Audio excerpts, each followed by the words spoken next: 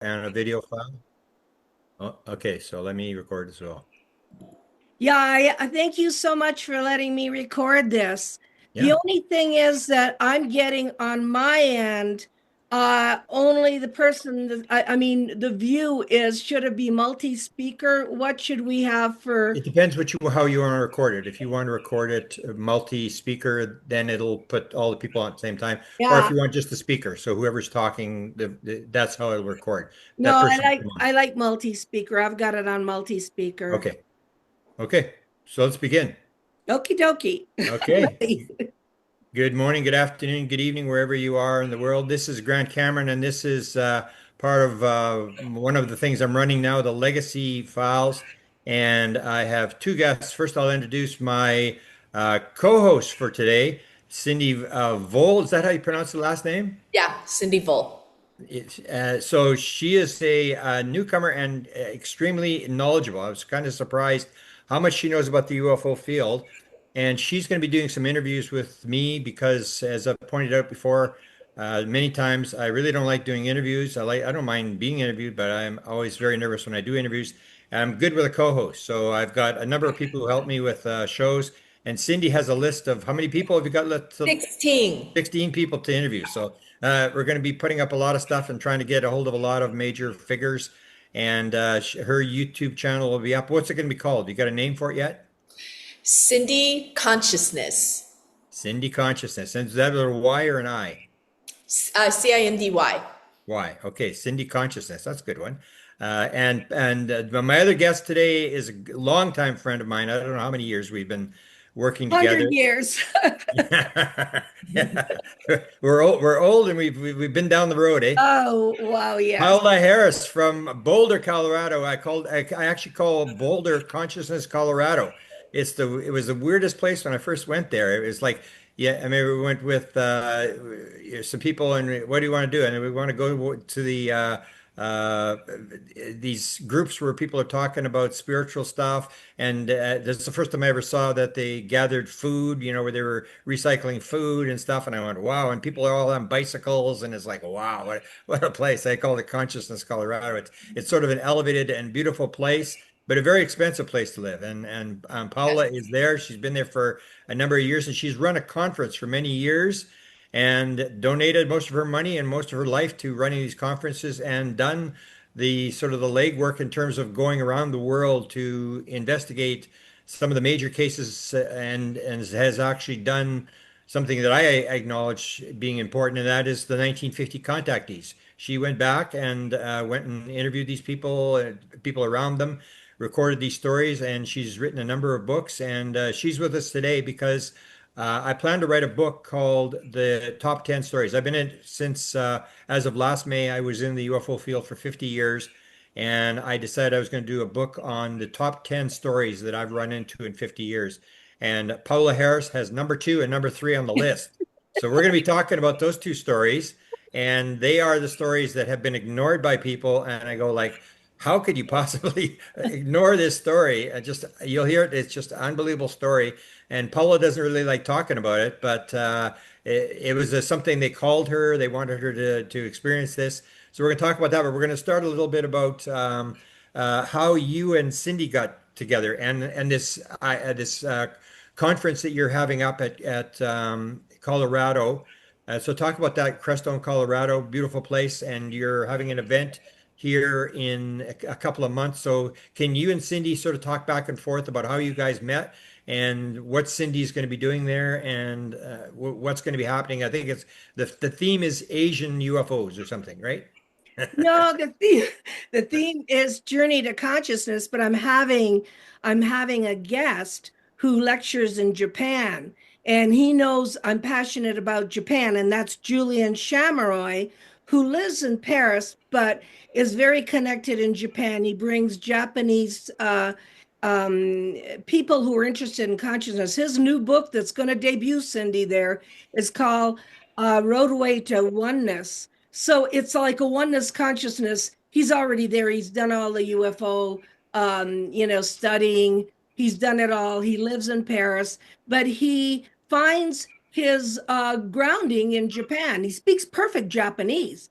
So Wow. I said, oh my God, let's get a Japanese tour to come to Crestone. And then what we could do is join the two cultures. And then we have Cynthia Sue Larson, who's just amazing. She's got a PhD from Berkeley. She's talking about quantum physics. She's talking about the Mandela effect. And she is convinced that we're going into a new age of consciousness. She says it's this year. She said everything's going to change. So we've got these two spectacular speakers, August 22nd, 23rd, and 24th, and we have about 20 spots open. And we've decided to pair one Japanese, participant with one American, which would be incredible. And then out of the blue, Cindy calls me and she writes to me and she says, I'm Asian American. I basically would love to volunteer. Could I come and give you a hand? And I thought, oh my God, the ETs are really getting in there. They like this. They're sending me people. They're sending me these angels. So I said, sure. Are you kidding? And Cindy is Chinese and my a Chinese American and my actual uh assistant, and here's a picture of him, is Chinese American. Wow. And I mean Chinese. I'm sorry, he's living in China right now. And he came with me to Tokyo, and he was with me the whole time I was Tokyo. His name is Ying Pei Li, and he is my student from the Exopolitics Institute. By the way, I teach classes for Michael Sala's Exopolitics Institute because I've got a master's degree in education. So Cindy, I'm so happy to have you. You are so cool. Yeah, she just, Grant, she knows everybody in the world. She's met mostly all the people in the field. I do admit I'm not a regular person in the field. So my field is like over here and like I'm, over here going into Tokyo. So go ahead, Cindy, if you want to say a few words. Well, my friends call me the connector, and I chase UFO contactees, experiencer, ufologists, researchers down. Basically said, can I take you out to lunch, dinner? I want to pick your brain. So that's how I get to know everybody. And of course, going to UFO conferences. But I really feel the reason why I am so passionate about this field is because I'm a starseed, period. But I mean, you haven't had an experience you can remember though. I do not recall being, I've never seen a UFO spaceship, and I have not been abducted or invited or experienced. And I'm speaking conscious level, perhaps energetically. Maybe I have, I don't know. But then the other thing is because I already know they exist, and I think I came from the Pleiades, therefore, I don't think I need any proof. But I feel that I incarnated in this timeline to help raise consciousness through love, kindness, and service to others. Beautifully said. And my role is that I've said, as Paula knows, because Paula was in Mexico when they did the Booga Ball thing, and everybody they didn't bring her on stage. Well, And I'm a woman. I'm a yeah, woman. my role, part of my role is whenever a woman wants to try to sort of elevate themselves in the UFO field, I'm there because I basically say that the world has been run by men, left-brained men, and they're having urinating contests and fighting. And the only thing that's going to save us is if enough women take over the world and save us all. So anything that I find that a woman that's trying to do something in the UFO field, I'm there to help. And I think you actually run a conference one time in Texas, right? When with Yeah. Angela Joyner. Unfortunately, my Yes. good friend Angela has passed away with COVID, but you did a conference with all women, right? Yeah, I did because I was very interested in the Stephenville case. And of course, that was one of the cases where the UFO was over a nuclear facility. And I went down there to scout it out to talk to Steve Allen, who was the main witness. And I talked to, Leroy Gayton and Ricky Sorrells and all the other witnesses, because that's what I do. And I said, would you mind if we did an all-woman conference? And then we got into the Huffington Post. Lee Spiegel writes about us in the Huffington Post. So I said, well, let's make this fun. Let's make all the women wear red evening gowns. So it was called, this is for the dinner. This is for the dinner. We always have a gala dinner. That's where I got the idea of doing Laughlin color coordinated. I don't know what year you came, Grant, but you got a tie that was that color. We had black and white, we had purple, we had red. And I wanted to make it a fun event, even though I'm very serious, I'm very cerebral, I'm very intellectual. So we did all women, and Angela Joyner got an award because she lost her job for reporting the Stephenville case. She, like everybody else in the field, when they start start getting into UFOs, like Paul Hellyer, who said to me, I'm getting married. I'm promising my wife I'm only doing this once. That was the end of that, Yeah. that you're only doing it once. Michael Sala invited him to Hawaii, and he went there. He said to his wife, we're going on a honeymoon to Hawaii. And he went there. And a story that I haven't told is that when he was in the pool with his wife, I got a telephone call from the intelligence community. Wow. Who said, we want to speak to him. And I said, no, you can't. I was with Mary Rodwell at the time we were sitting. I said, because he's on his honeymoon and he's with his wife. So what am I going to call him out of the pool? And they were really, really not happy with me. They did eventually get to him because when he spoke here at SSC at the Scientific Society, I was by his side when he was told in America to keep it down. So I was by his side, and he was very nervous. He didn't realize that he was asked not to, because of who he was. He's a former defense minister. He's like McNamara was with Kennedy. Yeah. He was a hero. The guy was a hero. And he just said, look, and I was supposed to be there in Canada. I was supposed to be with Stanton Friedman and Richard Dolan, who was there. And who was there? Richard Dolan, Stanton Friedman, one other person. Oh, Steve Bassett. But I was in Italy, living in Italy, and I had an operation. I was in the hospital at the time, and I couldn't go. So on my own money, I flew there to interview him, and it's on my YouTube channel. Incredible. I hired a cameraman. We went, we had the CN Tower behind us, and I brought the story out to America because none of the guys that were sitting there did that. And I'm thinking to myself, I brought it out at the UFO conference in Laughlin with Bob Brown at the time. And I became very close friends with Paul Hellyer. And he invited me to his 90th birthday party. But I thought I was going to have fun. I thought, okay, this is fun. This is everybody's going to have a great time. And he says to me, no, I want you to give a 5-minute, he said, speech on why. He said, I'm interested in UFOs because he said all the other ministers and his cabinet ministers were there. They were all old, but they were there. All those guys were laughing at him. So I said, in 5 minutes, I'd do it in 5 minutes. I just said, tell me what's funny about 1969 Maelstrom Air Force Base missile shutdown, one by one by one. I said, tell me what's funny when the codes go off in Russia during the Cold War. I said, don't you think that's a matter of national security? And don't you think you should look into this a little more? That's all it took. You couldn't hear a pin drop. And then Paul said to me, thank you so much. But again, I'm going to go back to the same thing, Cindy, when these people, and you'll find people like that say, I'm only going to do it once. I'm not going to get involved in this. And then it becomes contagious, like a disease. Yeah.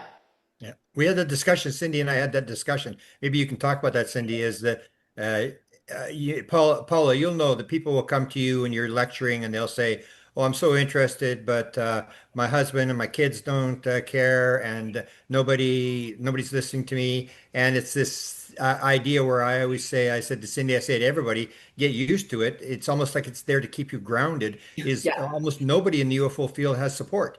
Yeah.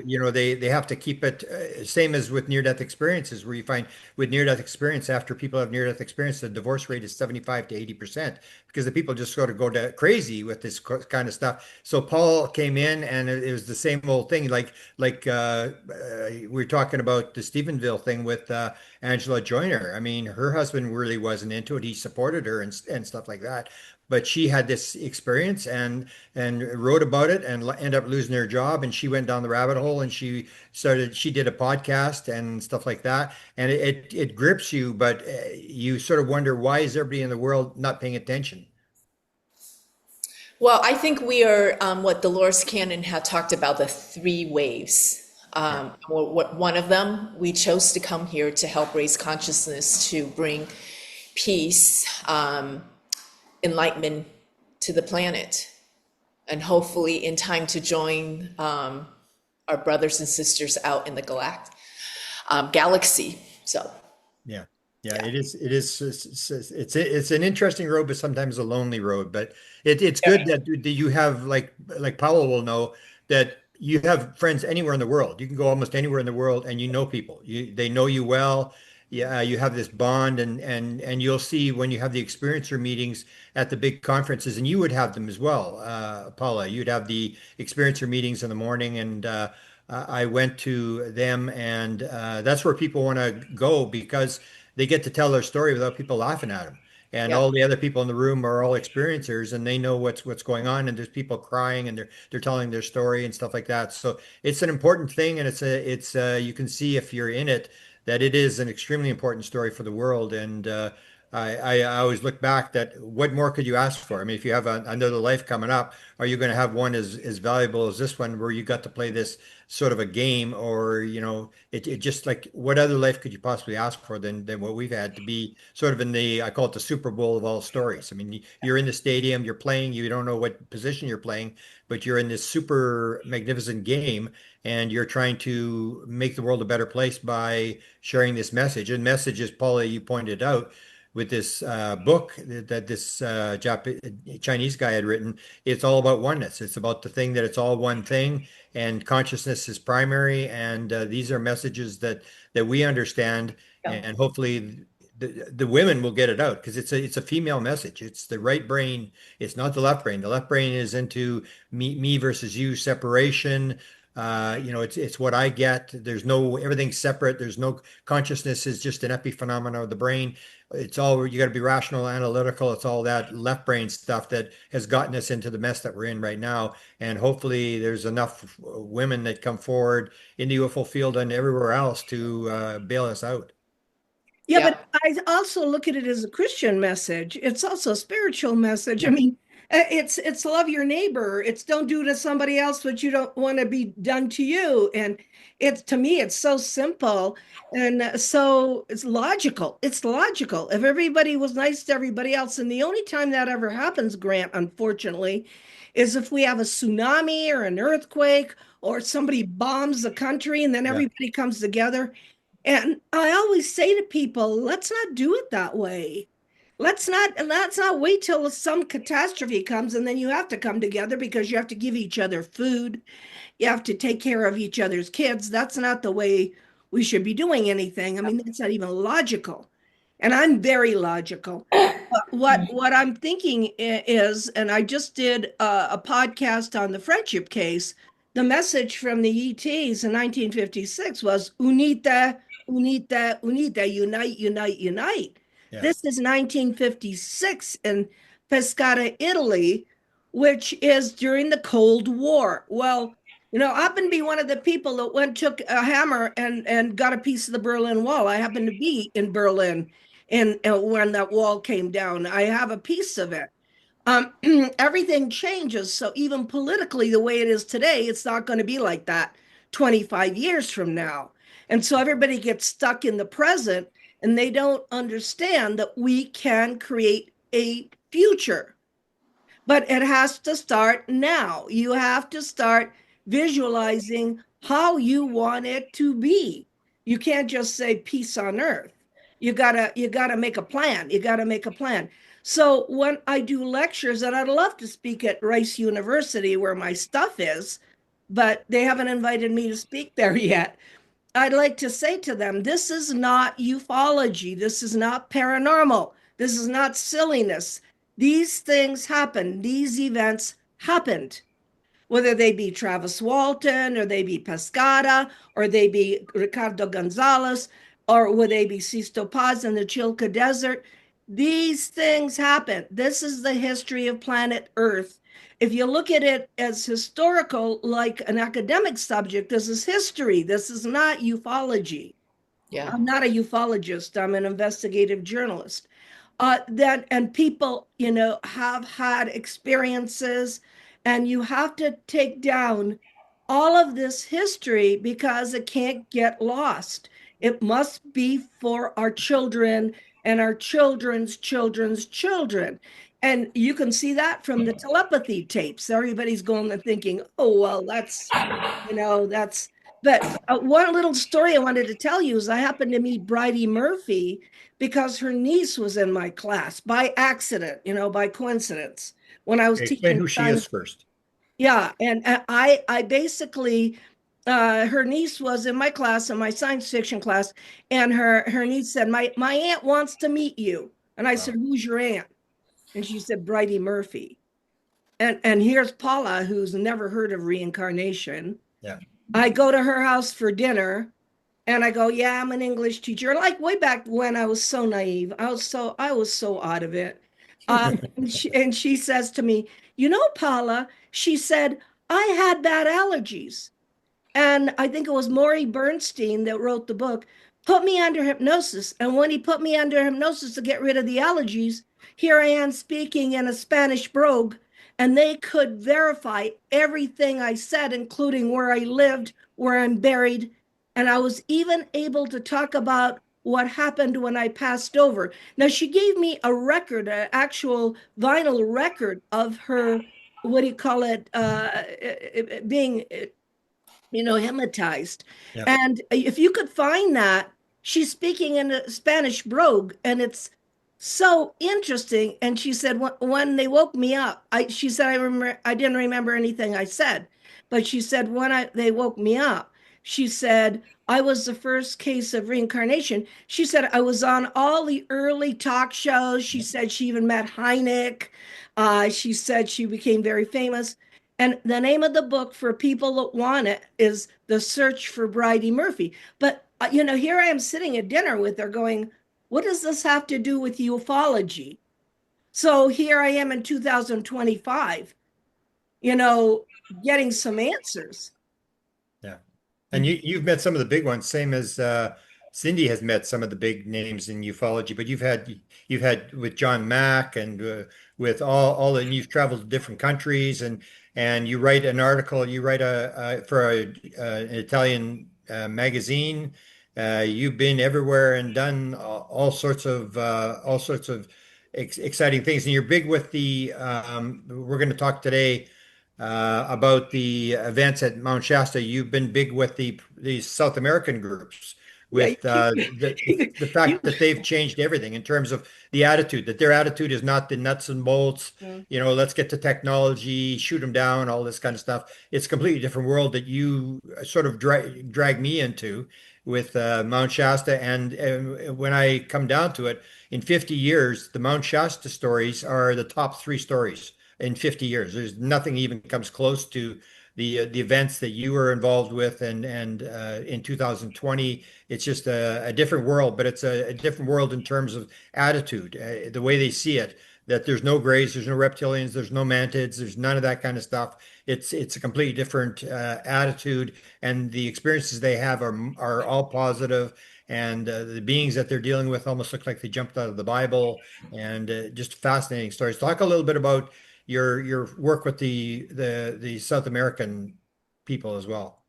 Okay, well, you know that I don't talk about it very much because I'm so cut and dry data based that Yeah. I go, okay, well, you want strangeness, man? I'll tell you strange stuff. Basically, I went when I was studying the 50s and Howard Menger and Orfeo Angelucci and Van Tassel and especially Adamski. Yeah. Um, I realized that after 63, after 1963 and Betty and Barney Hill, it all became abduction, abduction, abduction. And I personally don't think you need 40 years of abduction. You'd be a really stupid race if you keep doing it. You can get DNA off of glass. You don't need to get hybrid. You can make hybrids. I mean, so I realized this was being manipulated to keep the UFO field in fear. When people come up to me and go, "Oh, I've been abducted," I said, "No, you've been contacted." That's totally different vocabulary. Yeah. All right. So then I said, well, where did these human type beings go? It were these guys that look Venusian with the blonde hair, and where they go? Well, where they went was in 1970, 72 to the Chilca Desert to the group that was led by Sisto Paz Wells, and he's Peruvian, he's from Peru. And how they had that happen is they would do, and you've been present, they do about 2 hours of mantras like and they just quiet the mind. Nobody has a party and is drinking beer and is eating popcorn. They Yeah. do 2 hours. They do 2 hours of and I didn't realize it because it happened to me. They also fasted. They didn't. They don't eat a lot because it interferes with your concentration. But didn't you, I thought you snuck an apple in there. Didn't you tell us I during had one apple. I cut it into 16 the... pieces. Yeah, I had to. Well, I didn't know I had a fast. How long do they fast? 3 days. 3 days, okay. Yeah, they were just drinking matcha, and that's it. I mean, they weren't eating anything. And I think now they do something on the last day. But when I went to Shasta to meet Ricardo Gonzalez, who told me he was in Mongolia. Mongolia's near China. Yeah, yeah. And Right. he's texting me and he's saying, Antarel wants to meet you. I'm thinking this guy just wants publicity. Okay, This is explain ridiculous. who he is for people and who Yeah. Antarell is. Well, Antarel was the main contact for Ricardo Gonzalez. Ricardo met Antarel in the Chilca Desert, and I actually have the video of my standing right where Antarel walked up to Ricardo, who was camping with two other people. And Ricardo gets his messages from automatic writing. The hand goes Yeah, by itself, yeah. in a notebook. You must have seen him go there. His hand just goes It was all amazing. over It the was place. amazing. Yeah, Yeah. I saw that. And he's one of the only contactees that gets the exact time they land, the exact time you're going to see them. He gets the time if they decide to come, he gets the exact time, so you're not waiting there all night. But I had done a great interview with him, and he's the only one of the five South Americans that had read my book too, in Spanish. And so he was in Mongolia, and he texted me and he said, Antarel wants to meet you. Antarel is the being, the 10-foot tall being that met him in the Chilca Desert, and basically said to him, we come from planet Apu. We are your ancestors, but they were time travelers because they said that something had happened on the planet years ago and they had to take the kids off the earth. And if you want to know, the book that's in is called The Ark. It may still be available on Amazon. The Ark by Ricardo Gonzalez. And he said, we and it was in the Atacama Desert. There's a place called Alma, and in Quechua it means liftoff. And they had I've been there too. I mean, I went to all the places. I even went to the mountain where they have their base, which is in Yungay, and the mountain is called Ahuascaran, and they have a base in there. And when I was at the bed and breakfast, and this lady was making sandwiches and I could see the mountain. I said to her, "Have you ever seen the people in that mountain?" She said, "Yes, they came to speak to my children when they were 10 years old." What country is that in? Chile. Chile. Okay. Hmm. Oh no, I'm sorry, Peru, Peru. Young guys Sure. in Peru. Yeah. Young guys in Peru. Because I did a trip to Peru to all these places. Young guy is in Peru. Young guy is where the Apunians told Vlado Kapitanovich, the Russian, at the hydraulic plant that there was going to be an earthquake to take the 45,000 people that were going to die, take them out of that city because the mountain was going to fall. And of course, at that time, Vlado Kapitanovich went to the authorities and said, "These people came to me in spacesuits, okay?" And he said, "You got to move the people. There's going to be an earthquake." Of course, they didn't move the people. The earthquake happened, and I walked over 45,000 people's bodies because they couldn't even bury them. They just threw dirt over them. And when I was walking over the place in Yungay, I knew the people were underneath and that this had happened. This was real. The Apunians had told them they're time travelers, so they know the future. And this is how it started with Ricardo. So I studied the case. And then later I retraced the steps. But for this woman to turn around to me and then continue making sandwiches and just, no, she just said, "Look, they came to speak to my kids, the Space Brothers." Everybody I spoke to, yeah, the Space Brothers, they didn't say the reptilians, the graves we were taking, we were scared. No, they are one, the Latin American people are one and and in unison with the Space Brother movement, the Space Brothers. So I could see where, the contacts from the 50s would go down to Latin America. It's Mhm. normal down there. Everything's normal. It's fine. It's much Everybody's more religious based, like in terms of they're all just ordinary people that are, Yeah. And and not only all love that, Roman but Catholic. I always tell people the only connection you can have with it, if an extraterrestrial grant comes into your office right now, the only connection you're ever going to have with it is a heart connection because Yeah. he's intellectually on a different evolved plane than we will ever be. So if you have a heart and he has a heart, you're alive, he's alive at that minute. That's the only connection you can have. And the Latin Americans have the biggest hearts. I mean, they're incredible.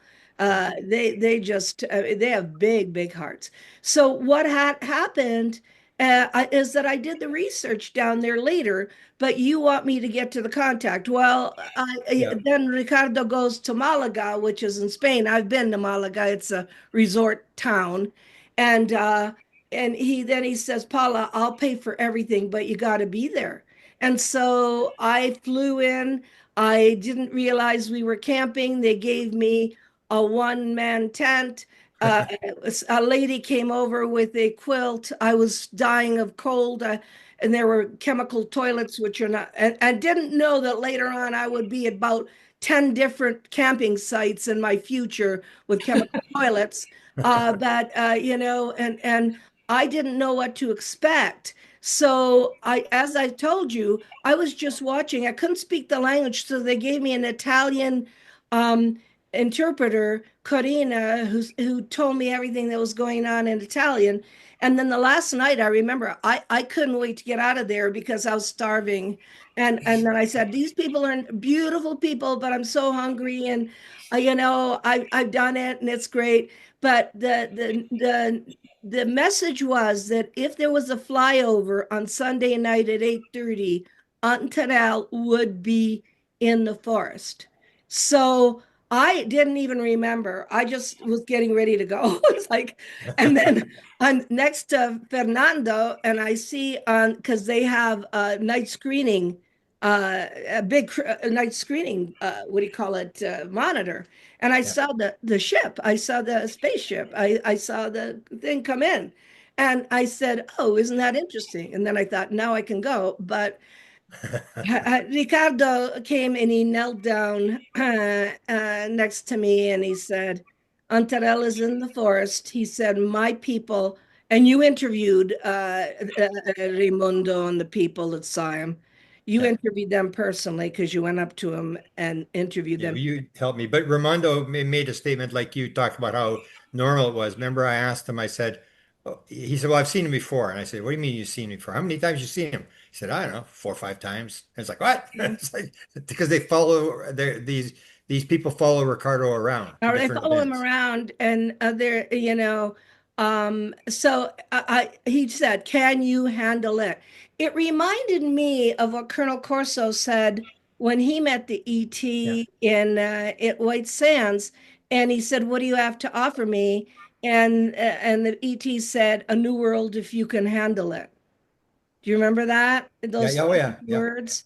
But So I so now had you're pretty frightened when once it's for real. Like he's pulling you out of the group, and they oh only yeah, take 7 people, right? And everybody else is meditating, trying to keep the the energy up. vibration up. They had to keep Yeah. the vibration up. Yeah, no, and that was all women, and I didn't understand a word they were saying. And he told me that his wife was there already with Corina, my interpreter. That I had to hold Mercedes, and you interviewed her, Mercedes, Yeah. was Siapa's hand. So the three of us walked down slowly. We couldn't use flashlights, and I was tripping all the way down the hill, and That was but a lot. That's a long walk across that field. it is. And he said I had to wait until the Zendra came up, but I could see the Zendra. A Zendra is Okay. a Yeah. mist. It comes up from the it comes up from the bottom, and it was coming up like a mist of some kind. And he said to stand in that. And I was holding their hands. As long as I held their hands, I was fine. As long as I got a human, I'm fine. But the Yeah. minute he said, the minute you get down there, he says, you got to let go of Mercedes' hand because you'll all have different experiences. And I didn't know what he was talking about. I just went down there totally confused. I let go of Mercedes' hand. I looked straight ahead of me at Soul. I remember that was the first thing. Soul had a white jacket on. She was walking towards a 10-foot tall man standing next to a tree, and she had her hands out like this. And I could hear Ricardo scream, "Don't touch him." Well, those were my first thinking when I saw her, too. He's 10 foot. I don't know what part of him she would have gotten to anyway, but the thing is, my thoughts were as a human, don't touch him. And then she stopped, and then I remember he just was speaking to me in a language I didn't understand at all, period. And then I was trying to figure out what to do. Now, what to do means when you're looking at a giant in a forest when it's dark and he is speaking. He had on, but this time he had on a hoodie. He had a hoodie like he had just come out of a gym, and he had boots on. And I don't know if he was on the ground. I can't tell you that because for 3 minutes he spoke in this language they told me later was Irdin, Irdin, and Soul sings in that language. And at the very end, like a robot. So I didn't know if he was a robot. He said, "Thank you." He turned around one fell swoop and walked back into the forest. And that was my experience. So when I went to Ricardo, I said, "I think I'm going crazy." I think he said, "Thank you." And Ricardo said, he said, "Thank you for the future, not the past, Paula." He said, he's saying, "Thank you for all the stuff you're going to do." This was 2014. So you know how much work I've done since 2014 in Latin America. So what Can you was explain a little bit more about the Zendra? Who was in the Zendra? Because there's 7 people, right? And then no, did no, you? no, no, no, not that time. No, there was only one Zendra when I went down the first time, and there was only me, Mercedes, and Suyapa in that Oh, Zendra. okay. I have a question. So Sol was close to him. She was on his right. She was walking over to him, and Karina was in front of me. They were down there already. And where was Ricardo? He was standing outside the He wasn't Zendra, allowed to go. None of the guys were allowed to but he go. but he could see Soul, who's his Yeah, wife, because right? she had a white jacket, she had a white pocket. She was And he like, said, "Don't." He must have been seeing it because he was saying, "Don't touch." yeah, he saw from the hill that she was walking towards him because her jacket was iridescent, and he just screamed at her, and that was my thought too. Don't touch him. Yeah. Don't touch him. Okay. And what people need to understand, because this really did happen, is that I suffered heavy PTSD after that. That was not that my whole reality shattered. You cannot think you're going to go shake hands and have coffee unless you're Michelle Zerger in Tokyo with an ET. I mean, it doesn't work that way. And Cindy, did you have a question? Yeah, so I for the audience, I when you said the Zandra mist, is that coming from Earth It's or is coming it from just where your feet are standing. And I had done some interviews with Claudio Vella and different people who told me that when they were in the Chilca Desert, they had to wait for the dome. He said it was dome-shaped Zendra to come up before. And he said they would both go. The ET would go in there, the human ET, and the human being would go in there because he said they could breathe the same air. And then he also told me when he would walk into the Zendra because it was a dome. And people want to read this. It's in my book, All the Above and Beyond. I have it here. It's Claudio Vella's interview. All five Latin Americans are talking to me, and he said that he would feel nauseous and he didn't feel well when he would walk in. But if you want word for word what the Latin Americans said to me, read the book All the Above and Beyond, because I interviewed like six or seven of them. I had like what's his name, Mustacio Martins. He went under Lake Titicaca in Bolivia, and he met with them there, the great, what he calls the Great White Brotherhood. These people aren't lying. I mean, Mhm. if you see Martens's picture, UFOs are over his head during the day, the whole time he's speaking. And I've got all his photos. I think whoever the contactees are from Latin America are successful because they're on a spiritual level. Yeah. Was there other beings with him or just Antarel? Because there was the reports maybe No, it was that was the 15. second time. That was the So he second was by time. himself the first year. I didn't That realize was the that. second time. The second time I saw Antarel and two other guys in what I call white bicycle suits and as a hologram. And the stories were crazy there because the other guys were way apart, way over there. They saw the tube come down and they say they saw their beings. I was with Ricardo himself, and it was Antarel who was trying to talk to me and his two twins, what I call twins. I mean, they all look alike. They looked alike to me, and it was a hologram. It was not physical. I could tell the difference because I could see the trees through them, and they were ribboning through the trees. They were like a ribbon, and so I was with Ricardo when that happened, and they were not successful in talking to me because I had gone through PTSD the first time. And so people need to understand that I couldn't calm down. I was sweating, I was fearful. Ricardo kept telling me to close my eyes. I said, not on your life. And and Antarel was not happy. I could tell because he was the one in the middle and he had this very furrowed, his his eyebrows just went together like you stupid person. It's like you about what he did, and my life has been this way. What he did was when I went to the hotel in Reno, Nevada, my alarm clock went off every hour on the hour on its own after I shut it off, and one sentence came into my brain, and that was telepathic, and it said, "If you will lead, we will match your efforts." Yeah. So that's all they were trying to tell me, but I couldn't do it. And people need to understand it is not that easy. It is not a human. So, I mean, it is a human, but I mean, I didn't explain it. If they're evolved people, they do it differently. He wasn't there to say, "Hi, how are you? Let's have a cup of coffee." He was there to give me one sentence saying, "Will you take on this responsibility? We will help you. If you don't want to do it, we're going home." And I got the "we're going home" part. Okay, so this is not a joke. If we don't want an intervention or anything, that's why I went to Howard Menger's house in 2023, where Val Thor was sitting. And all of us that were there, including David Kilbotzer, and there was, my other people that work with me, we put our hands on the ground where Val Thor was sitting because we have photos of him and said, "Hey, we're in the Cold War again." You want to help us or what? We're in the Cold War. Exactly. Russia's the enemy. Exactly. Nuclear threat. Exactly. We're back in 1963, which is the stupidest, most inane thing for humanity to do. And we've already been through that once. What do you think they're thinking when they're looking at this? When they're Yeah. looking at our news reports? I mean, did you ever see the movie The Abyss?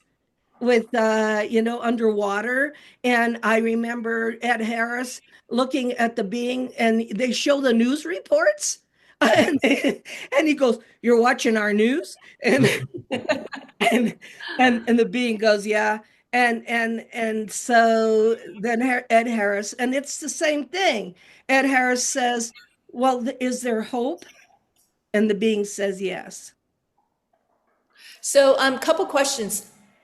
When you say you're speaking to the ET, I forget his name. Is it Antarel.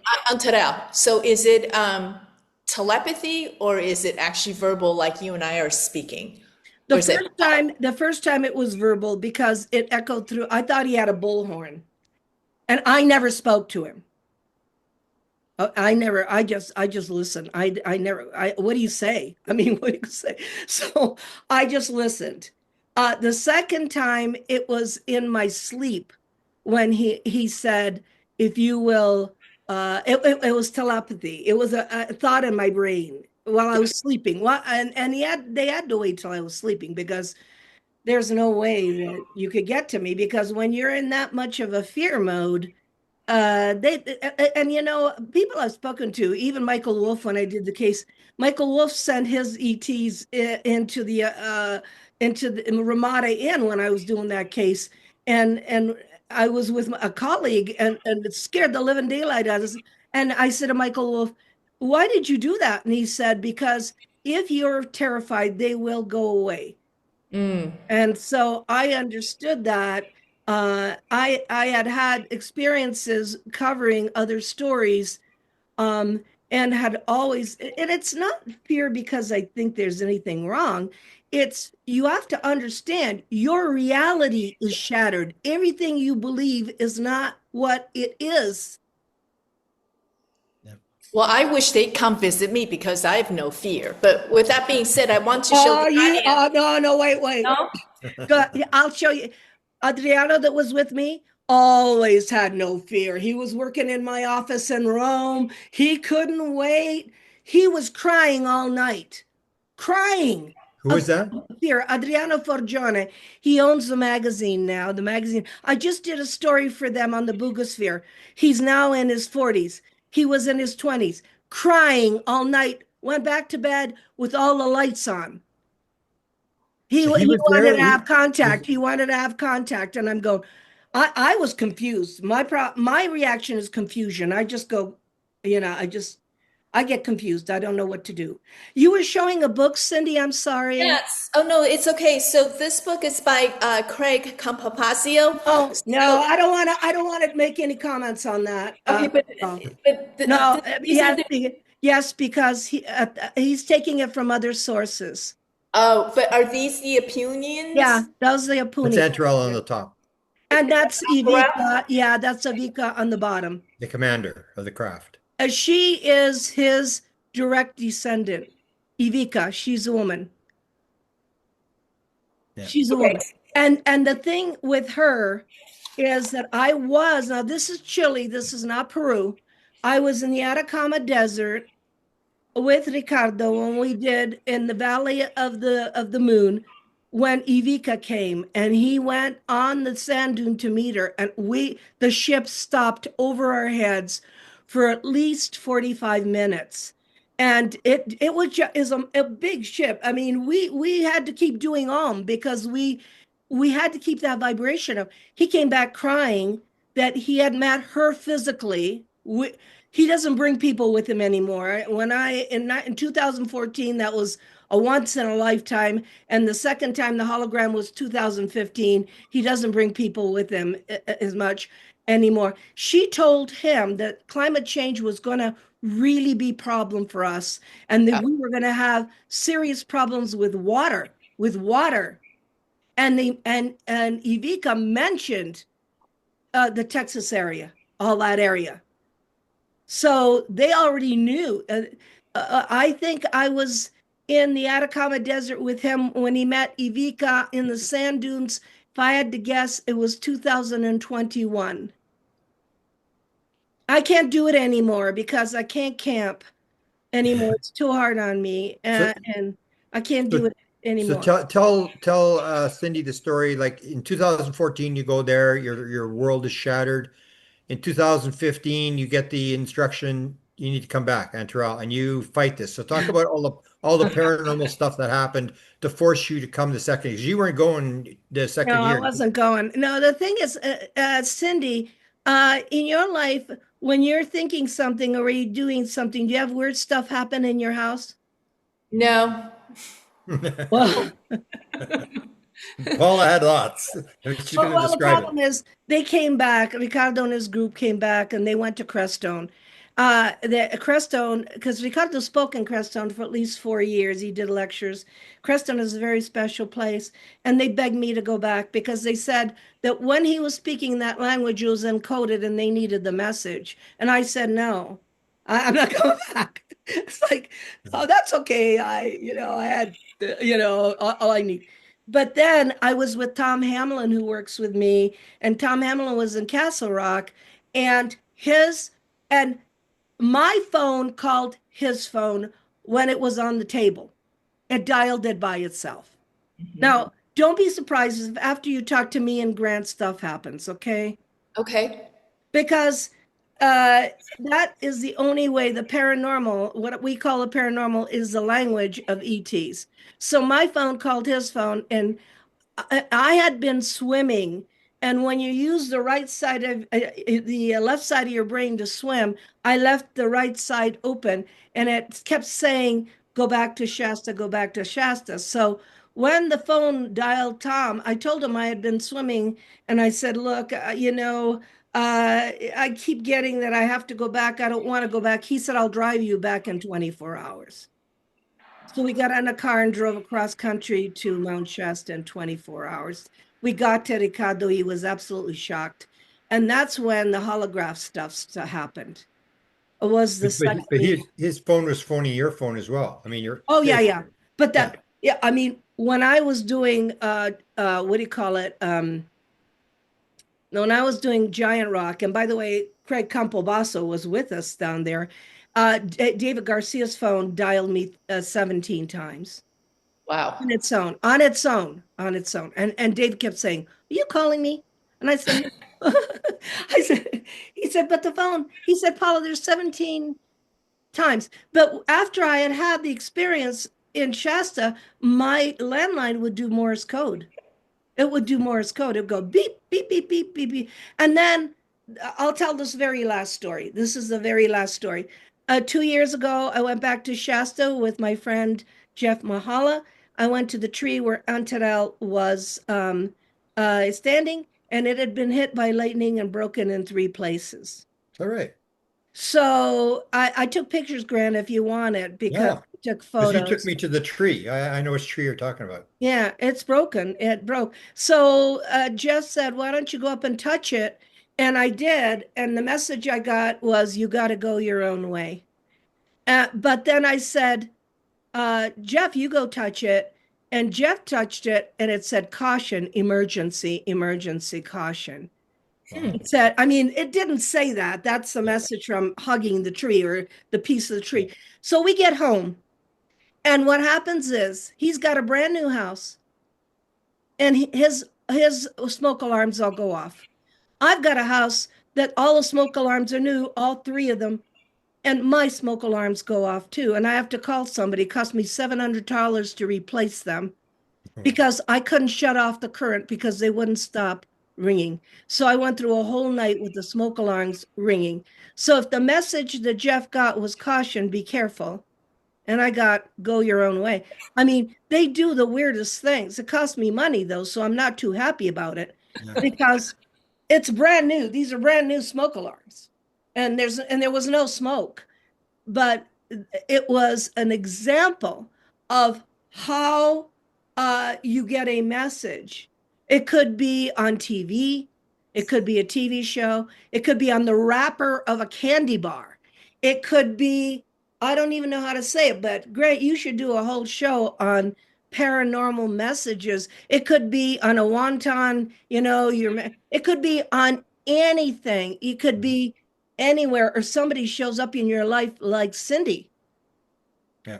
Yeah, I was shocked when Cindy showed up.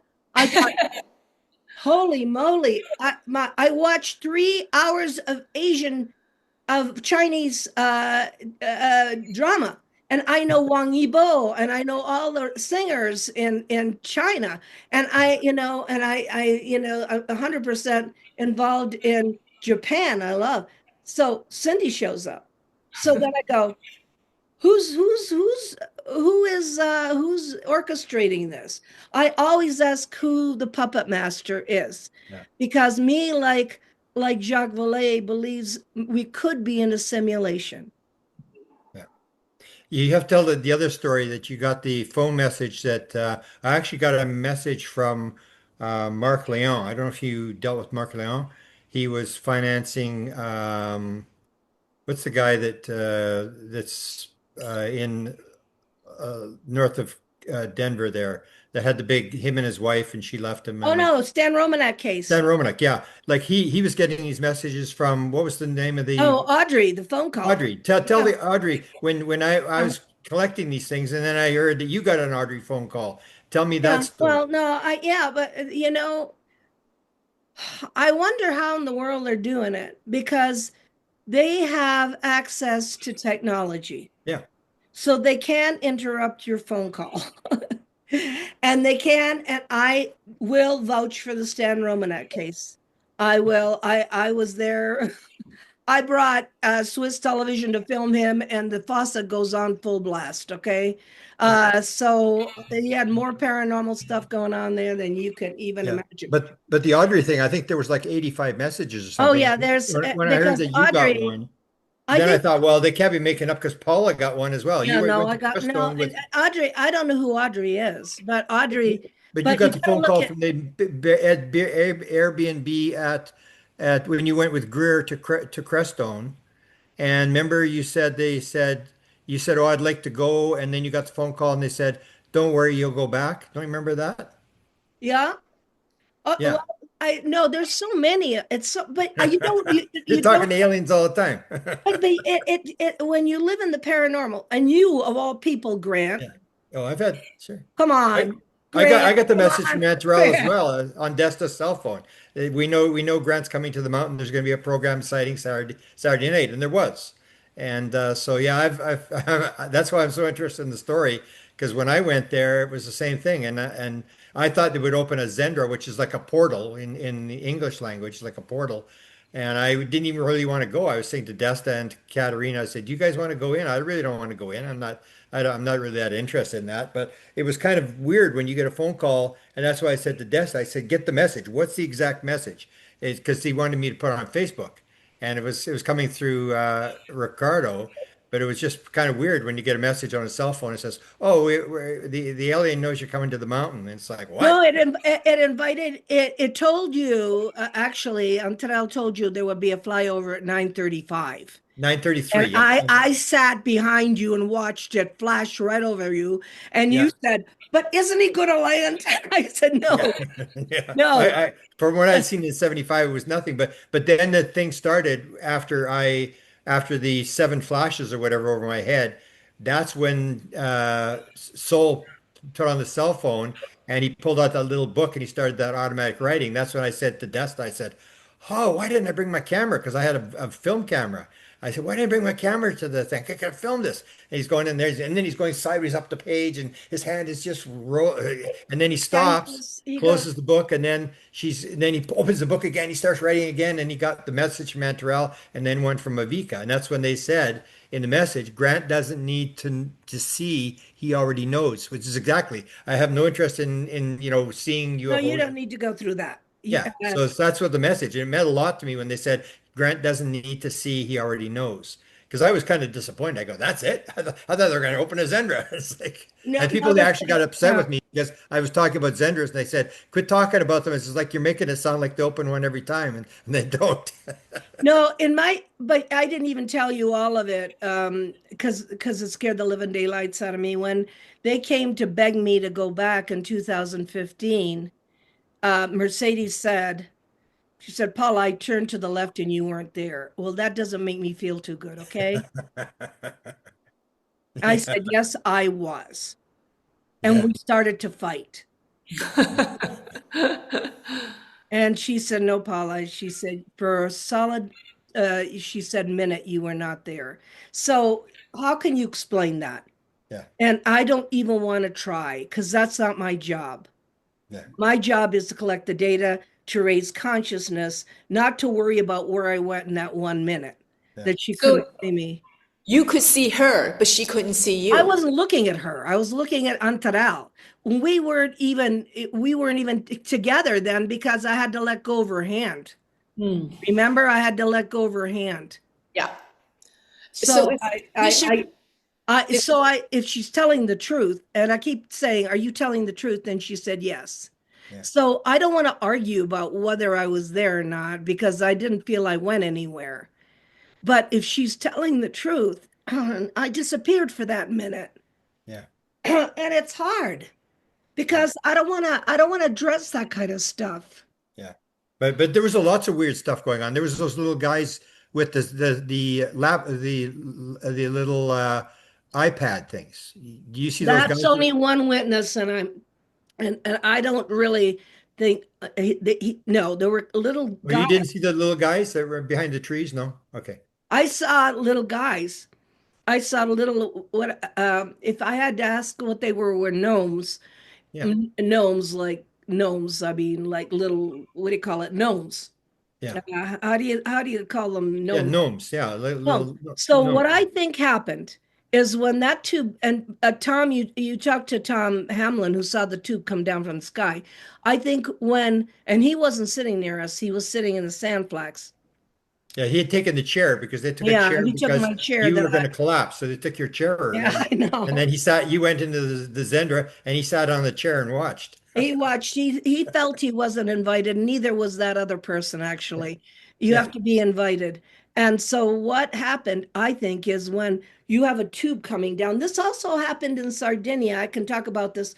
A tube coming down, it opens a portal Yeah. and everything comes out, including elementals, gnomes, uh, but if there's no reason for them to be there, what you got was you saw for 1 minute another reality. Do you understand what I'm saying? Yeah. It's like the tube comes down. For 1 minute, you're seeing another reality. They're not interacting with you. They have no reason to. So you got nothing. You can interpret it what you want. They don't walk around with iPads. Come on. And the thing is, this happened also in Sardinia when Luigi, I did the case in for Gaia when I brought Regina Meredith for the Giants. And by the way, the giant bone that we got is being examined by Jaime Maussan in Mexico City as we speak. Luigi told me he wanted me to come back alone. I said, why? He said, because at night the tube comes down and he said he saw the giants. So that I'm thinking, okay, this is Sardinia. This is Dolia Nova in Sardinia. This guy is a farmer. He sees them at night. They come through a light tube from the sky. In fact, he even gave me a picture. I did the show Mexico with the photo of the tube, the light tube, and what that is, I think, is the opening up of another dimension for a few portal. minutes. For a few minutes, you know. And I don't think they do it for everybody, Grant. I think they do it for certain people that can vibrate at that Yeah. vibration. You know what I mean? If you vibrate, they're not going to do it for the guy off the street. They're not going to do it for your cousin. They're going to do it. If you vibrate at a certain vibration, you're going to attract ghosts or whatever, ETs or whatever, because that is the space that they can be with you. Yeah. But I think one of the other reasons that they pick you is because they knew that you would sort of spread the message, the same as me. that they knew I was coming, and I wrote the first two books on them in English. They have a lot of Spanish books about what they were doing, but nobody in the English world knew who Mission Rama was. And I think that may be part of the reason that they wanted me there, is to tell the story in the English language. You got it. It's Yeah. that simple. The story is history. Is Okay. Mission Rama still happening? Not, it's still happening, but Mission Rama was created by the brother of Sisto Paz, whose name is Veronica Paz Wells, and transgendered. And She, she I actually went to Canada. She's in Toronto to Mhm. interview her, and Mhm. that is and he started Mission Rama in Brazil. So I don't know what if Sisto, who is meeting people. By the way, Sisto Paz Wells is still meeting people in Shasta, but the difference is that all of these are in Spanish. So if you don't understand Spanish, they're giving lectures. It's, you may have contact, you may see a UFO, but the whole lecture, unless you have somebody translating for you, and you did, I think, Grant, have for somebody. 5 minutes, yeah. She did it for 5 minutes, and then she got involved in the in the event and stopped translating. It's very difficult for the American public. Yeah. And Ricardo used to come to Crestone. He stopped coming. So, but he's in Paraguay, Uruguay. Now I see he's in Egypt. I mean, he's all over the place. Talk, We talk did a our little bit about Veronica, because that's one of the people that's on Cindy's list to talk Yeah. to. Okay, well, first of all, there was a break between Sisto and his brother Charlie. In the early days, when Sisto used to go there were 10 young guys. There, I have pictures of all of them with all their names. And when they would do the, what do you call it? The two, the 2 hours of the 2 days of Yeah. mantras of Yeah. and all that. And they're in India. They're from India. They're from Tibet. I mean, the mantras they were doing, and I saw the connection to Tibet. That's why I'm looking at the Asian culture right now, Yeah. actually. Yeah. Uh, the uh, the ship actually came down. I mean, this is what Charlie told me. The ship came down. The being said to the boys, "Come on in." In fact, Charlie told me when he walked in the door, he banged his arm against the door, and it was perfectly normal to see the spaceman standing there with these young guys. And this would happen every now and then, and it would be done through automatic writing. And so there was a breakage between Veronica and Sisto in that the cultural situation with transgender, because Charlie became Veronica and got married, and Charlie lives in Canada in uh, Scarborough. I don't know if upper Toronto. Yeah. And so I needed to speak. I had spoken to Sisto. Sisto's beautiful. He Yeah. tells you everything. He tells you that he met Oxel. Oxel is from Ganymede, which I think is one of the moons of Jupiter. They don't all come from Apu. Apu is 4 light years away in Alpha Centauri, but the Paz brothers met people from Ganymede from other places, and they had dark hair, dark curly hair. They're not all blonde, blue-eyed like we get, If Clifford Stone is telling me he has a first aid manual to 57 different races, why are we shoving them all into little boxes of Nordics? They're not all Nordics. Yeah. So, Axel, he was telling me what Axel told him, who Axel was. So I had to speak to his brother. So here's Tom again, who drives me 2,500 miles to Canada. And I interview Charlie, who is Veronica Paz Wells. But I had to, again, this is where it costs money. All the driving. I had to rent a room to film Charlie. I had to rent a room in a hotel. I rented a room in a hotel. It's on my YouTube channel. Go to look, be a subscriber on my YouTube channel. It has Veronica Paz Wells. What I didn't expect is that she brought along a girl, a young girl. And I said, "Why are you bringing this girl?" And she said, "Because this girl was in the forest near Scarborough when, what's his name? Godar, who's the other Apunian, came down and was talking to me, and she saw him bend over because he's also 10 foot tall, only he has a white robe. and talk to me. So I said to the girl, "Did you actually see this? You know me, I'm a reporter." I said, "What did you see?" She said, and she explained to me. And this happened to me in Atacama, so I know this works this way. She said they were walking and a orange ball, which they in Spanish they call una canepola, an orange ball came floating through the forest, and she said she saw it there because it's a probe, and she said that what's her name, Veronica went into the forest, and she left the girl, and she saw Godard come down, bend over, and talk to her. Now, when I was in the Atacama Desert with Rob Freeman. You must know Rob Freeman, Grant Cameron. Yep. You Yep. must know him. Trying to film a UFO, I took Fernando, who lives in Mexico City, who I know really well. He's the right-hand man for Ricardo. And I said, "You stay here because that UFO is going to come around 9:10, 9 o'clock." I said, "At least Rob gets to film something." And you stay there and you use the laser so he gets to film it. But what happened instead? And that's why I'm not going to do this anymore. I got a feeling I should be walking in the forest, so I started taking off walking in the forest. I didn't know where I was walking. This is in the Atacama Desert. And then the Canepola came, the orange ball, and Fernando saw it and followed it down. And I find myself, Fernando, in front of me in the forest. I said, "What are you doing here?" He said, I followed the, he said, "I followed the Canepola." I said, "There was an orb." I said, "You left Rob Freeman. He's never going to film anything. Why did you do that?" Yeah. And he said, "Because," he said, "I've learned that when they send the probe, you just follow." And we were in a clearing where I was positive there was going to be a landing. Huh.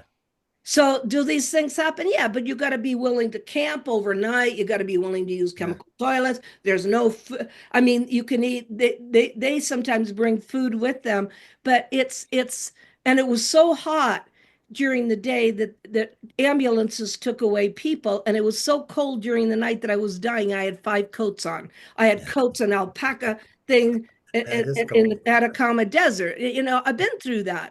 I did it. I know what happens. I know you can have contact. I know this is happening, but I mean, you do it a couple of times and you're over it. It's like Yeah. you're over it. But that's the Canepola story, Grant. And Cindy, go on my YouTube because you'll see Veronica talk. She was very sweet. I loved it that she could collaborate the story. But I don't know if they're speaking to each other now, but in that culture, it's very difficult to have a transgender. And she wrote a book, right? Yes, and I forgot what it was, but it's in my interview. Yes, of detailed things of these meetings with these extraterrestrials. Yes, I mean Yeah. it's common for these people. Yeah. Yeah. She was sick. Apparently she had fourth stage cancer or something, and Yeah, then she suddenly got cured or something. yeah, So yeah. I we'll try to interview. If you give Cindy the contact, we'll maybe contact her and Well, the only contact I had, I don't know what kind of contact. I don't have contact anymore, except I might have an email. I don't have a telephone number or anything because I don't yeah. know if she's still in Scarborough. I think she is. Yeah, I think she is. You think she Far as is? I know, yeah. You're So in she's Canada. an interesting one that really hasn't spoken except to you. I mean, she's sort of Well, like, and this she is did write a another book thing. about it. So This is another thing. They really trust me. I'm not going to print stuff. I'm not going to make judgments. All my interviews are word for word. I ask a question and I ask good questions and they give me an answer. And that's it. I don't make any judgments. I don't know what's going on. That she does trust me and they all yeah, did. And thank God I did yeah, my good. job there. But now I'm in Asia. Well, So what's it? when I Maybe go Cindy. into when I go Good. into YouTube, just type in Veronica. Veronica Paz Wells interview with Paula Harris. How do you spell Poswell? Paz and then Wells, Wells. Okay. Yeah. Now, why is it called Mission Rama? You have to ask them that. I don't know. Okay. Yeah, it's got to do with love, I think is part of it. I put it in my book. I can't remember what they and then some of them spell Rama differently without the H. It's kind of Well, it becomes a cult, and that's one of the problems, when you yeah, have just like Figu became a cult around Billy Meyer, and I had to go through Figu. I had to go to see Billy. They controlled everything I did. They told me I couldn't talk to him. So it's I wouldn't even look at that. But you might have contact information, Grant, for Enrique Villanueva, and he's in California already, and she could talk to him. yeah. I've got his in. Well, what do you think? And you've done this for a number of years. What's the case that impressed you the most? Well, the case is Colonel Carso. Okay. I mean, the guy worked on alien technology in 1963, talked to Bobby Kennedy and had contact. What else do you want? I mean, it's like he's But not you had other like you had the Zendra events, and then you had your one with the all these names are escaping me. The guy that worked for the government with the Clark photo in McClellan the or mirror and stuff. Michael Wolff. Michael Wolf, yeah. Like you've met some pretty wild stories in your time. That's why I Well, was no, at that time I was writing for a magazine and they just sent me places and I go and I would fly on the little TWA planes, and those days it was TWA. And I'd fly in from Italy and like they'd have to balance us. There's only 4 seats. I yeah. went through a lot. I went through a lot to get to Michael Wolff, Hartford, Connecticut. I was the only one that interviewed him Oh, with Adriano the first time, but then I went 3 times. Yeah, no, he and Uri Geller, I think, were total hybrids. He had no, what do you call it, irises, the circle. Michael Wolf? Yeah, Oh, Pupil. wow. a hybrid. He was a hybrid. He basically said he came from Altair 4. He said that he had contact with, and he had a little friend named Colta that the CIA recruited him. He was telling the truth the whole time. He said he was in Fellini's movie 8.5, and I'm seeing pictures of him and Fellini in his apartment, and I wouldn't know Fellini. And here's Michael and Fellini. Everything he was saying as a secret agent, and that he was part of Stubble Blind's remote viewing group. And he's telling me, and I knew, see, I know all the backgrounds of this. I knew that they had remote viewing. And then he was also involved with the Admiral Inman. So I'm going, oh my God, I know all these people because I know who the insiders are. And this guy is not lying, but he was dying of pancreatic cancer. Hmm. So he was in bed the whole time. So this is sad. This is sad. I didn't ever get to chance to say goodbye to Colonel Corsa ever. Yeah. So I went there when Michael was dying to say goodbye to him. And there was a Indian doctor that was taking care of him. And doctor left and Michael looked at me and he said, "You can't catch cancer with a kiss." I'll never forget that. And then he asked me what I wanted, and I said, "I want your doctor scrubs." And I took one of his doctor scrubs that has holes from cigarette. Um, what do you call it? Burns, yeah. Cigarette butts. Burns. Oh Burns. my God. And I had that for the longest time to remind me of him because then he died in 2000. And Colonel Corso gave me his necktie and his briefcase. So I feel like I have a museum here of all the beautiful people that I call the whistle. I don't even know why Washington is looking at one pilot when we've had Robert Dean. In fact, Robert Dean, I took his cigar, but Robert Dean worked at NATO. Sergeant Major Robert Dean. He said that when he worked in Brussels, and I was with him because he came to my apartment in Rome.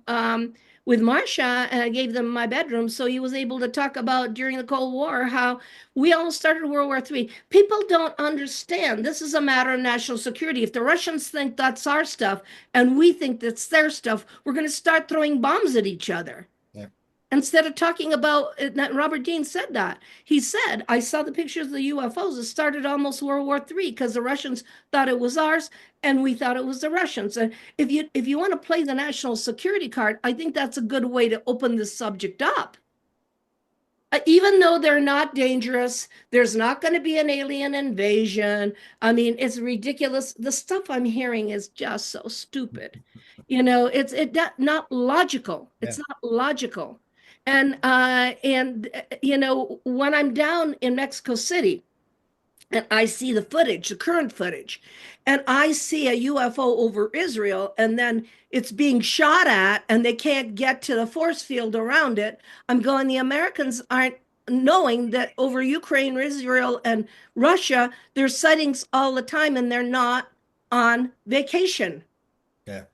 And it's being seen in China, the footage out of China that I saw. So the thing is that yes, we have this going on all the time. It's messages from the cosmos. We are a bunch of crazy kids on this planet. And the only way you're going to have like Antarel come and say hi to you is if you could unite. I mean, he gave me a job. He was like, they said, what is he like? I said, he's like a military guy. I said, even though the second time I saw him, he had a white bicycle suit, he had long, beautiful hair, his eyes were almond. But they're here for a reason. It's not because they're having fun. Yeah. So what is this? What kind of game are we playing in the UFO community? That's why I can't do a lot of these. This is not a hobby. This is not Disneyland on steroids. This is darn serious. And my theory, and Cindy, I'm going to tell you this because you'll be working with me, is if all the researchers that had ever gotten together in the first place, we would have solved this puzzle. But it's become a cottage industry. It's about money. It's about fame. It's about fortune. It's about podcasts. It's about all this other stuff.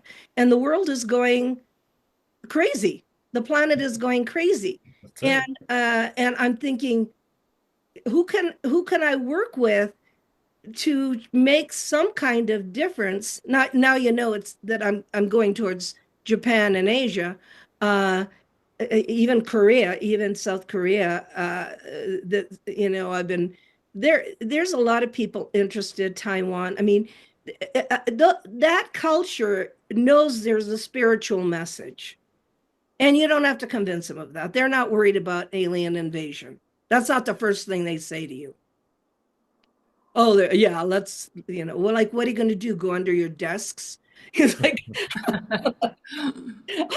come on, people. He's like, they take your soul. I mean, I've heard that from my colleagues. They came here to harvest your soul. Why would they want your soul?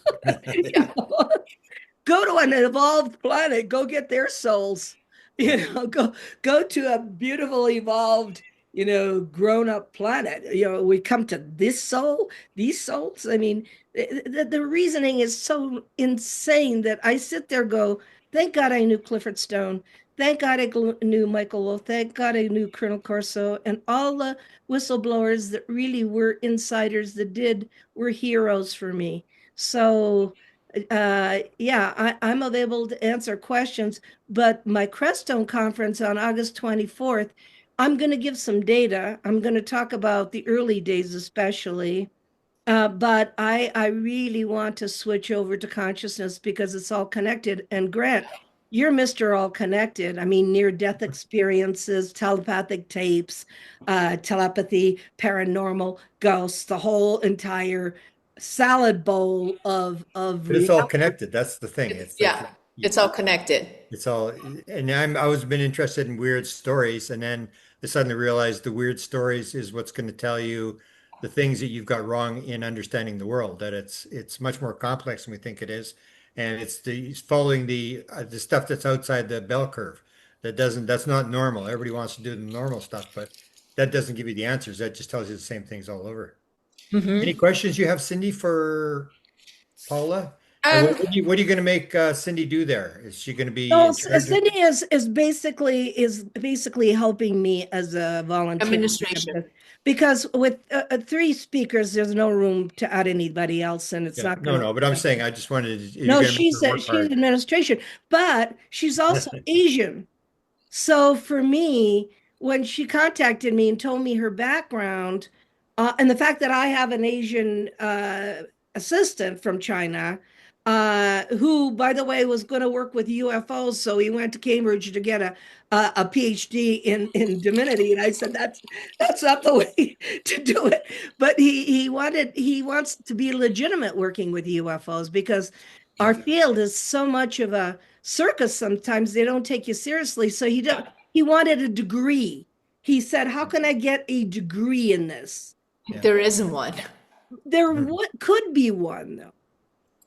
Rice University in its department, and that's where all my stuff is, and Jock's stuff and John Mack's stuff, it's called the Archives of the Impossible. That's where our stuff is. But unfortunately or fortunately, it's in the Department of Religious Studies. Yeah. That's the only place they could put it. I think it should be in the humanities. Yeah.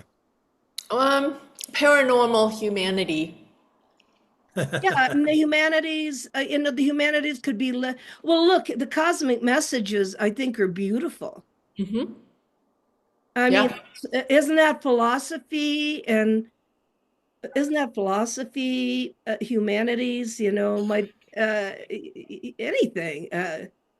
In the humanities, there's plenty, history, there's plenty of room for ufology. And right now, with Michael Sala's Exopolitics Institute, that's the only way I can literally teach and demand that they write essays. I give them all the information and I say, write an essay on everything you know. And they go, oh my God. They always say, oh my God, is this real? And I say, well, what do you think? Yeah. Let me ask a question of Cindy. Don't you think that Paola is doing pretty good for 65 years old, that she's still plugging away? 65, I'm 80. But that's the thing is, you're old, I'm old, and the thing is, this is something you don't give up. You just keep going because you realize the importance of the message. I mean, you're still extremely spry and running around the world at 80 years old. Most people are sitting in a Rocking their chair. walker and in front of a TV. Yeah. Yeah. Truly. That's amazing, Paula. You're this well off in terms of the ability to do stuff at your age, and just building, and continuing to spread the message. I applaud you for that. Well, you too, Grant. Yeah, Grant. I mean, what choice do we have? Yeah. Yeah. But in every other career, they sort of retire. They don't want to do it anymore. Whereas you and I, it's like we're running out of time. We got to get this done, get that done, and we've got all sorts of. It's just the inspiring thing that we may be a cult in terms of we're like crazy about the subject, but we're working for humanity. We're working to try to get out the message, which is this oneness, and the fact that everything's conscious, and that you control your own world, and that we've got to change things and this sort of stuff. So I think we make a good team in terms of setting an example for people like Cindy, who've just gotten sort of into the public aspect of it, in terms of trying to get, and she's consumed, which is weird because she hasn't really had a direct sighting. She's consumed with this thing, and she's got all these lists. She wants to interview these people, and she's very extremely interested. And same thing where the family's supportive, but nobody's really. Yeah. Yeah, but Everybody's asleep. Cindy, I was very close with John Mack. There was another person that I adored that guy. I was very close, and I had to be the interpreter in Florence for his last speech. I didn't know it would be his last speech, but he said it's a knowing. And that's the first time I ever heard that. He said, it isn't like you can do a mathematical equation and go there. Yeah. And don't try to convince anybody. I've never convinced anybody of anything. Yeah. This is not religion. You're not trying to convert anybody. Yeah. I think Yeah, period. Mm-hmm. Just know this is real. Yeah, it's a knowing. It's a knowing. And I think you're so lucky that in your DNA, you have this knowing. You just know. Yeah. Starseed. Yeah. Yeah, but that gets to the new age. I don't like all these I mean, when I go to conferences and you're one kind of star seed, but there's some crazy star seeds too out there that that talk about their hybrids kids going to school and all this. I mean, it gets crazy. Well, Yeah, don't put a label on yourself. I'd say that you were an evolved person that had like a Renaissance view of the world. You have a 360 view of the world. You have an all-inclusive view of the world, and you don't come from planet Earth.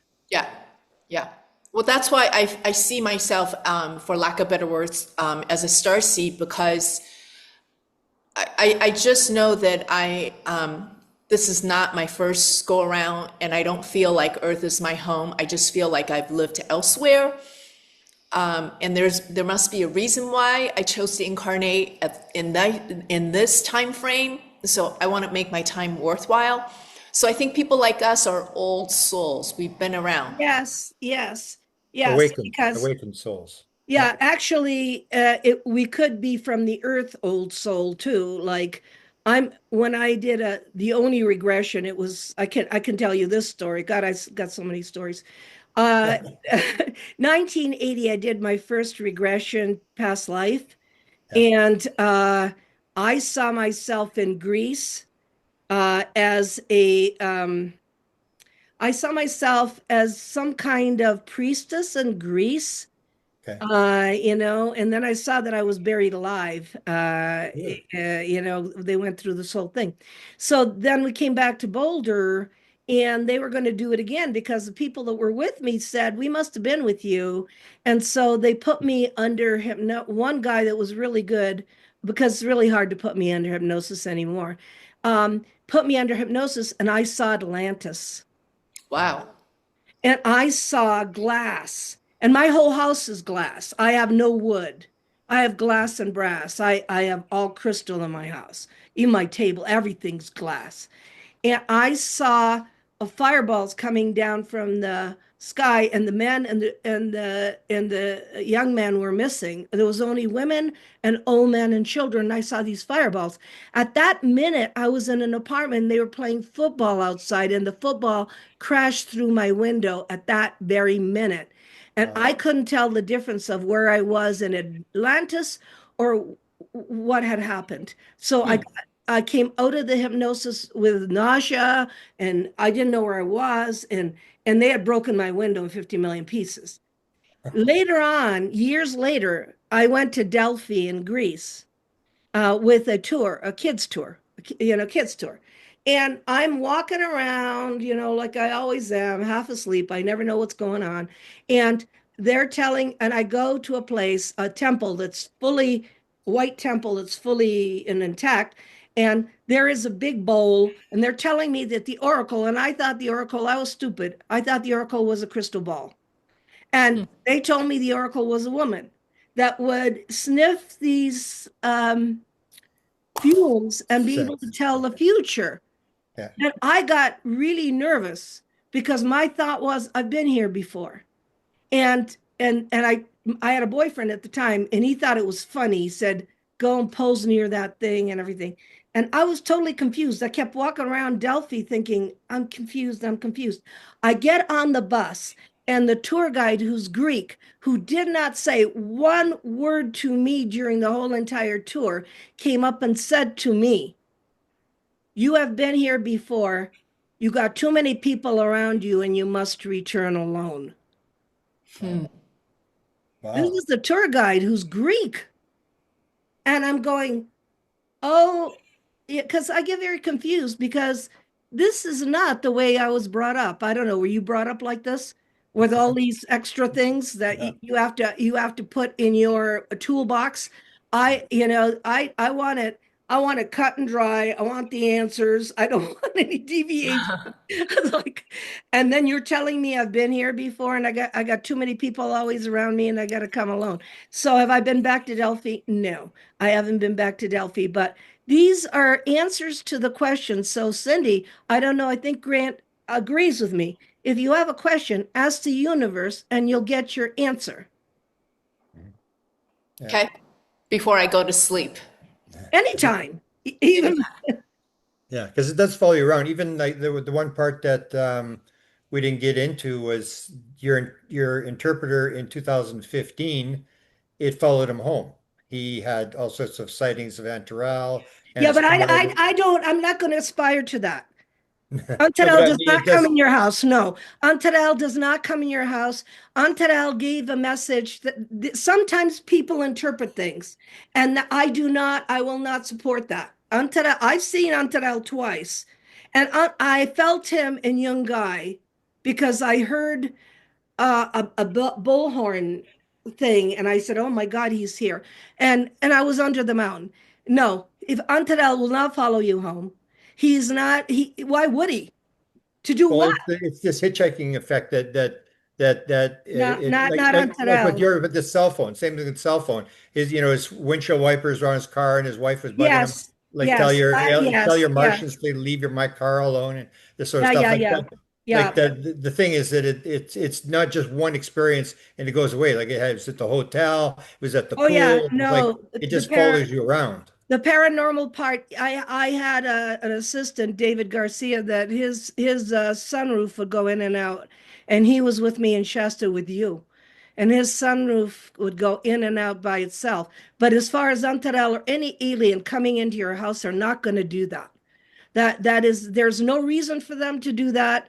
And that I think that basically what to make you special. I mean, he would be here all the time. No, it was a one-shot deal. They want you to do something, you do it, then they go back. I don't even call on Antarel. I can feel sometimes if I'm in the desert or in the time that I told you I was in Yungai and I heard the same kind of bullhorn thing. And I said, uh-oh, but I wasn't looking for it. I can't interpret that. That could be your grandmother who's a ghost, because you could be living in your house and you're interpreting it as alien and it isn't. Your grandmother passed over or your friend.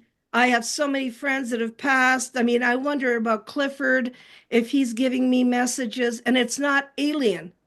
It's not. ETs have a certain way of doing things and they don't hang around. And you can't call on them when you feel like it. That's why I don't believe on aliens on demand. It's like Yeah. the whole agenda is in their hands. Yeah. If they want to talk to you or talk through you, they will. If they don't, they won't. They won't do it. And so, in a way, you're seeing me have respect for them that way. Um, you know, if I'm supposed to do something, I'll get a message, but Antonella will not come around in my house and walk around and do. I mean, that gets. They have better things to do. Yeah, but I mean, it could be a spirit because I'm convinced that some of the abduction situations are not ETs. They're entities. I believe you, even in your house right now, you could have a couple of entities, you know. Yeah. I don't know who they are, but they're not ET. They whisper in your ear. Maybe it's your grandmother, your in your case, Grant, I'm sure it's Wilbur Smith. Yeah. It's Wilbur Smith. But you have to look at it as Oh much yeah. Yeah. more complex than a black and white thing. Yeah. And just like you and I are soulmates in that we're trying to figure it out. Yeah. Yeah. I So, And agree. and that's the basic agenda for me. I just want to know. yeah. I remember in one of the podcasts, Grant has said one of the ETs told the contactee that they are from the realm that we call the afterlife. Do you remember that? Yeah. Yeah, that's the idea. Whitley Strieber's wife said the same thing. She said, when she read all the letters from communion, she said, Whitley, whatever we're dealing with has something to do with death. And it's sort of like you'll hear, dead people showing up when with the in during events and stuff like that. And it's like a higher vibration. So the dead people will be at a higher vibration, the beings will be at a higher. That's what the whole Mission Rama thing is about, is you raise your vibration, they lower your vibration, you meet in between. I think that's the idea of the Zendra thing. Well, I had an experience like that when Clifford Stone asked me to sleep in his son's room who had died. Yeah. I was going, oh, I don't know if I want to do that. His son Robert died in a motorcycle accident, and at that time, that's why Clifford came out and spoke because he thought that it was on purpose, and it was really an accident. And so I went to sleep in his bedroom upstairs in Clifford's house, but Clifford told me before I did that the ETs let him see his son and let him hug his son. Yeah. Oh, And wow.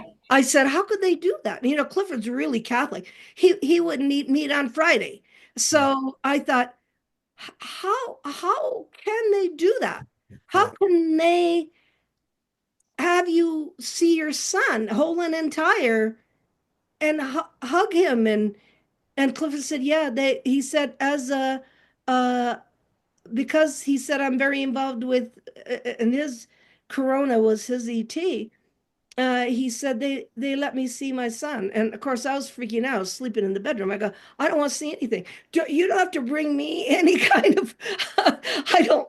It's okay. I believe you. You don't have to do anything. So the near death thing is a lot of contactees see their families, and I'm trying to figure out how that works, except that there are no barriers. Yeah. That goes back to exactly what in one of Grant's podcasts was saying, like I just mentioned, that they're from the realm that we call the afterlife. To me, that makes sense because this is just a container, right? It's temporarily. Our consciousness, our soul is eternal. It's got to go somewhere, and it goes to the afterlife where it sounds like the ETs resides, the ones that are spiritually advanced that do not require a body. Yeah, That's my it's guess. that concept of remember who you actually are. You're not the puppet on the stage. You're the etheric being, the spark of God.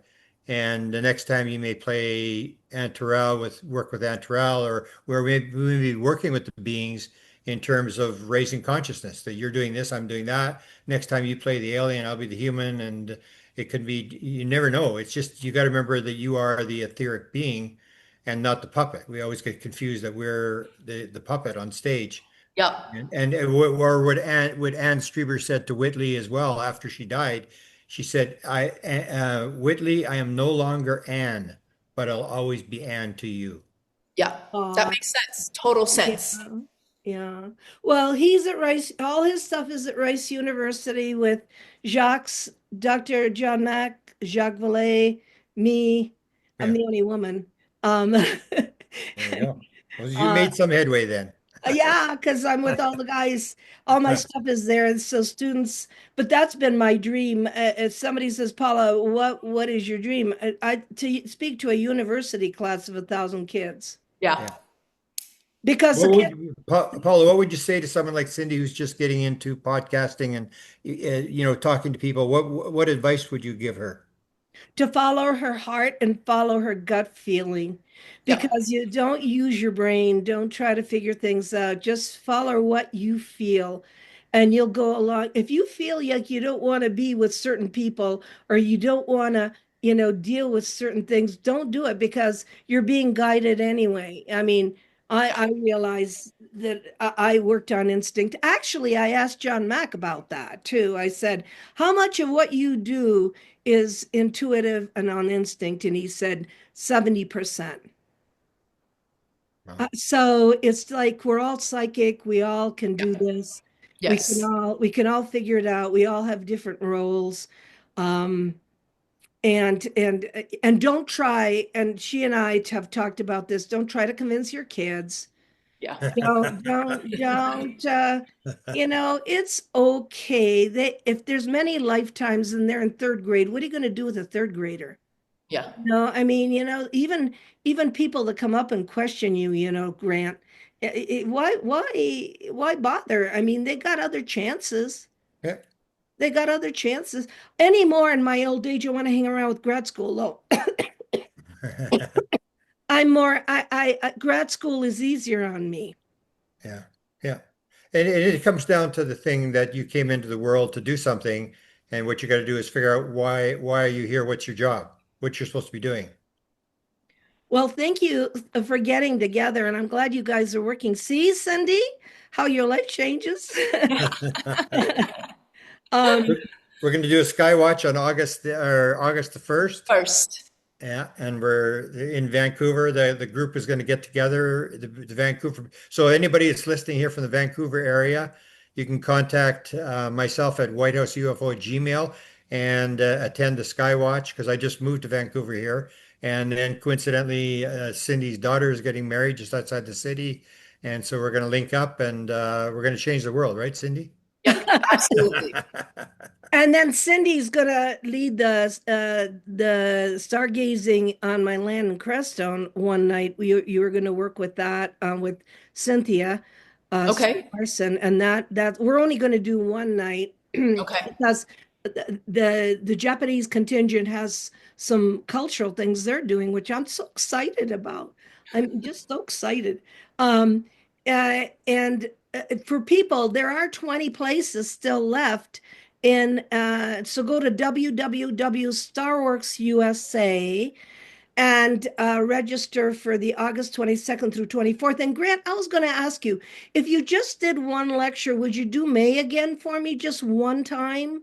Because I don't know how they need to hear you. And when we're out in the middle of nowhere like that, and you come in with all the truth of grad school stuff, and it's Okay, we'll talk about it. Yeah, we'll talk yeah, about it. we'll talk about it because Dessa's going to be with me. Yeah. Oh, nice. Desta will be with me in May. So May Desta, 2026. yeah, it's always Labor Day weekend. The only difference is I'm adding Ancient Aliens to it. They're gonna, Aaron Judkins, who's my friend, Dr. Eric Judkins, he's been all over the world in search of Noah's Ark and Göbekli Tepe, and we're going to talk about, Egypt and everything, which I have never been involved in, but a lot of people like it. So anyway, thank you for everything, Beautiful. guys. Thank you. And thank you to Cindy. And is it what you thought it was, Cindy, your first Yeah. broadcast? Yeah, very, very informative, enlightening. It's, real conversation. There you go. Meaningful.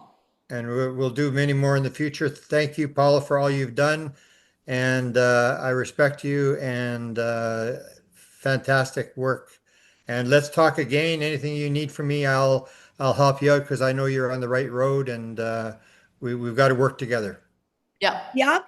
And we have to remember that that whatever is contacting us wants us to grow up, wants Yeah. us to evolve a little bit. And when they watch our news, I don't to think that we didn't move off we didn't move off the line a little bit, that we still have hope. And the only thing that and this Clifford told me, and Michael Wolf, my God, more than Michael, love is the only thing that survives anything. Yeah. So if we got the key to it and we get it from all the great masters, the unity of people, that we're all one and love is the only thing that lasts, then why aren't we doing that? Yeah. So let's make that the final comment. And I love you, Grant. I love you too. I We I love love you, both of Grant. you. Beautiful. Thank you. All right. And we'll do it again soon. Okay, Okay.